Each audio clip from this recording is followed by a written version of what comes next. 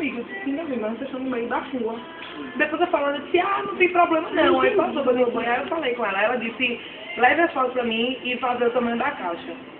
Mas ela disse pra mim, só tem caixa pequena. Quando eu vi era essa. Tem até baú, assim, desse tamanho. Não, tem, é porque ela compra essa caixa por fora. Aí tem de vários tamanhos. Pronto, aí você vai pedir a ela, escuta o que eu tô dizendo. Mas então não tem pra quinta-feira. Não, o caso só tem caixa pequena, deve ser desse tamanho. Por que tu faz aniversário de namoro também? Não, na casa da amiga dela. Se fosse isolar ali, só porque de falar de namoro aqui mesmo.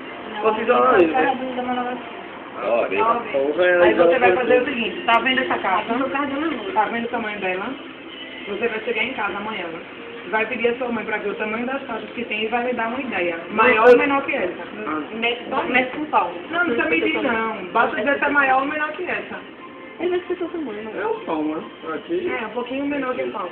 Você só vai me dizer, maior ou menor. Que aí não Vou vai pedir a cabeça de cunha aqui, fudeu. Pera aí, vira aqui pra ver se vai... Vai. É de cabeça de cunha, pô, dá 5 cabeças de cunha, 4 cabeças de cunha. Pronto, vai ser uma dessas. E tu viu dentro? Tem os papeizinhos, aí esses que tem números. Foi a cartinha que eu fiz pra ele. Ele não li a carta. Então você botou a cabeça de cunha em outro lugar. Não é o quê? Você acabou botou a cabeça de água em outro lugar. Não, tu não é o quê? Tá errado. Bota a cabeça de cunha. Não, Mal educado, eu não sou mesmo, agora. não sou mesmo, Não podem ler. Ficar com a cabeça maior, se começar a dar pra tirar. Inclusive, não tem Tá, muita que carta que eu curtiu, já fiz pra ele, não, entendeu? São 10 fotos que eu mando. É, 10 fotos. Ela tá colorida, Rodrigo. Eu não sei, acho que Menino, vem que eu penso direito.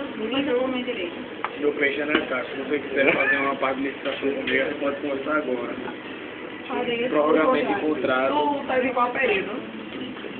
São 8, né? O cara bem dotado. O cara bem dotado.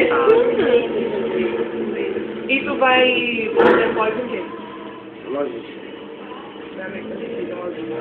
Ele fez pós em logística e tá fazendo MBA. Romaria também fez logística. Romaria fez logística também. Foi Paulo, estava fazendo pós em logística e tá fazendo MBA. É, sim. Ele provavelmente tá